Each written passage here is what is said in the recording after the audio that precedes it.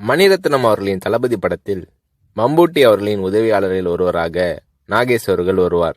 நாகேஷ் அவர்களிடம் 10 நாள் கால்ஷீட் வாங்கி இருந்த போதிலும் படத்தில் நாகேஷ் அவர்கள் நடித்த 3 காட்சிகள் மட்டுமே இடம்பெற்றிருந்தன.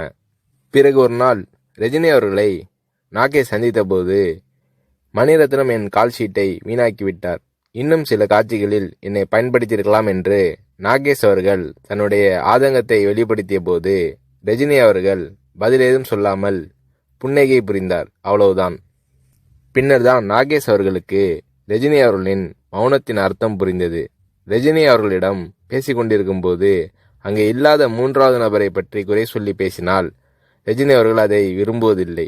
3வது மனிதரை பற்றி பேசுவதோ விமர்சிப்பதோ நாகரீகம் இல்லை என்பது ரஜினி அவர்களின் பாலிசி.